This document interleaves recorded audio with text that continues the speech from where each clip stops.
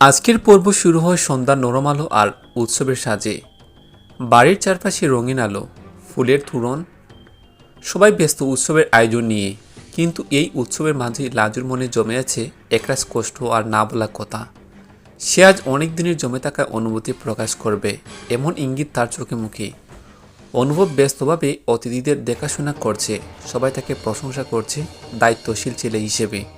কিন্তু তার মনেও অস্থিরতা। লাজুকে এড়িয়ে চলার চেষ্টা করলেও ভেতরে ভেতরে সে জানে আজ কিছু একটা করতে চলেছে। লাজু একা দাঁড়িয়ে তাকে ফুলের সাজের পাশে, চোখে জল জমে উঠে বারবার, স্মৃতিতে বেশি উঠে অতীতের দিনগুলি, যখন অনুভবের সঙ্গে তার সম্পর্ক ছিল সহজ, নির্বার আর বর্ষায় ভরা। সেই দিনগুলো আজ যেন বহু দূরের। অনুভব ধীরে ধীরে লাজুর কাছে আসে। সে বুঝতে পারে লাজু কিছু বলতে চায়। দুজনের মাঝে নীরবতা, চারপাশে কোলাহল যেন থেমে যায় তাদের জন্য। লাজু কাপা কণ্ঠে বলতে শুরু করে, আজ আর চেপে রাখতে পারছে না। সে বলে এতদিন ধরে নিজের ভেতর জমে থাকা কষ্ট আজ বেরিয়ে আসছে।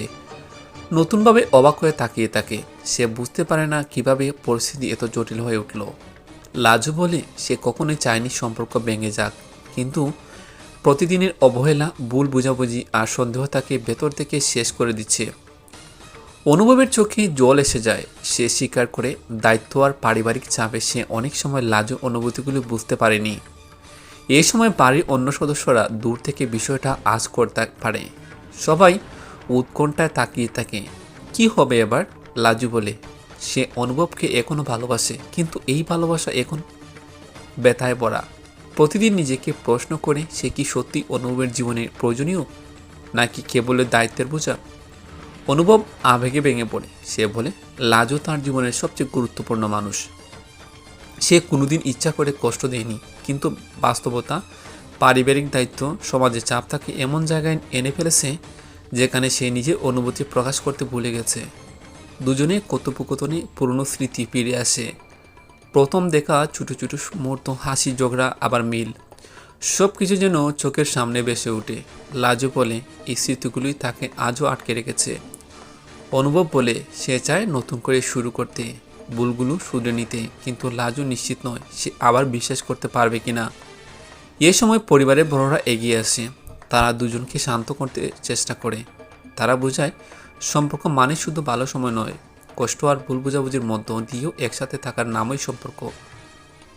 লাজুর মা বলেন মেয়ের চোখের জল তিনি আর দেখতে পারেন না। তিনি চান লাজু সুখী হোক, যেভাবেই হোক। অনুভবের পরিবারও বলে তারা লাজুকে গড়ের মেয়ের মতোই দেখে, তাকে হারাতে চায় না। এই আবেগন মুহূর্তে লাজু নিজের মনের কথা খুলে বলে। সে জানায় সে ভয় পায় আবার যদি সব আগের মতো হয় তাহলে তার কষ্ট দ্বিগুণ হবে। অনুভব প্রতিজ্ঞা করে সে আর কখনো লাজুর অনুভূতি অবহেলা করবে না। ধীরে ধীরে পরিস্থিতি নরম হয়। দুজনেই চোখ মুছিয়ে নেয়। চারপাশের মানুষজন স্বস্তির নিঃশ্বাস পেলে। কিন্তু গল্প এখানে শেষ নয়। আজকের পর্বের শেষে এক নতুন মোড় আসে। বাড়িতে এক অপ্রত্যাশিত অতিথির আগমন ঘটে, যার উপস্থিতি আবার নতুন জোর তুলতে পারে অনুভব আর লাজু সম্পর্কে। সেই রহস্যময় আগমন সবাইকে অবাক করে দেয়। ক্যামেরা ধীরে ধীরে সেই অচেনা মুখের দিকে জুম করে, আর ব্যাকগ্রাউন্ডে মিউজিকের তালে তালে সব পর্ব শেষ হয়। রেখে যায় হাজারো প্রশ্ন। আগামী পর্বে দেখা যাবে এই নতুন চরিত্র কীভাবে অনুভব ও লাজুর জীবনে নতুন মোড় এনে দেয়। তাদের সম্পর্ক কি আবার শক্ত হবে, নাকি নতুন পরীক্ষার মুখে পড়বে, সেটাই দেখার অপেক্ষায়।